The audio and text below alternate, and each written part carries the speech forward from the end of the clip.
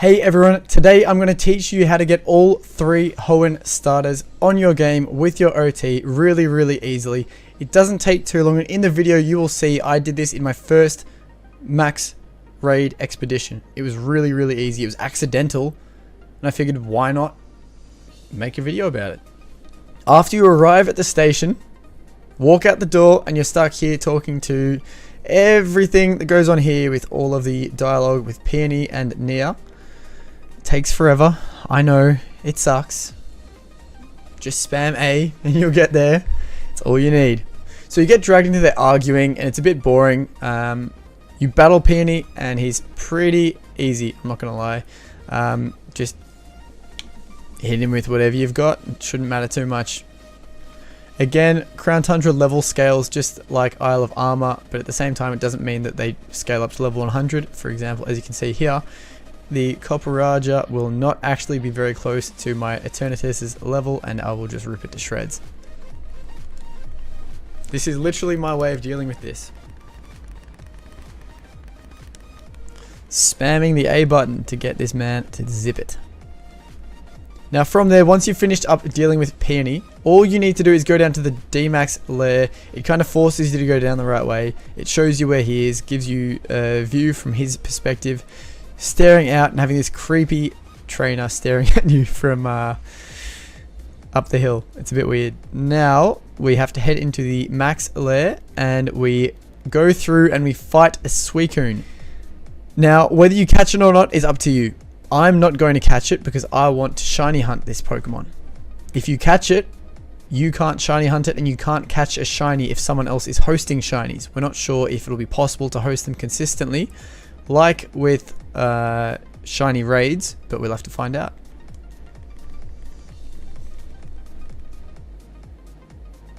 Oh, whatever.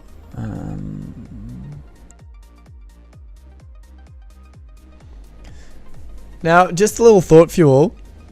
I personally recommend, if you get stuck doing these raid battles, do not do it with the AI. It sucks. It hurts my feelings how bad they are.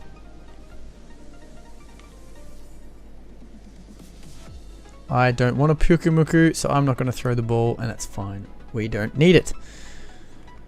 Now, one awesome thing about the new raids is that you can actually walk along and you can pick up things along the way. For example, I'm going to take this grassy seed. It just depends on which path you take. It can be completely random. You can scope out the path earlier. It's a lot easier to do that with friends though. Obviously, because if you're doing it with random people, they may just want specific things, and that might lead to you being very stuck with some very bad paths.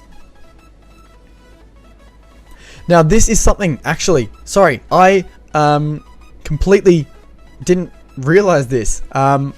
What you can do to get the Hoenn starters is D-Max layers, or the max layers, whatever it's called. They are obtainable. As you can see, I've got a Swampert here. I can catch it. They're guaranteed catch as well. There's Blaziken, there's Swampert obviously, and Sceptile, and at the same time you can also use Grovyle, Combuskin, or Marshtomp as Pokemon that you get to select as your rentals. But so far the only way to get the Hoenn starters is through the max lairs, the expeditions.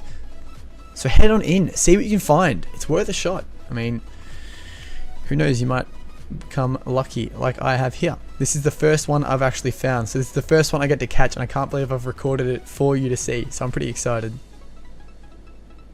As you can see, we've just taken the Swampert out.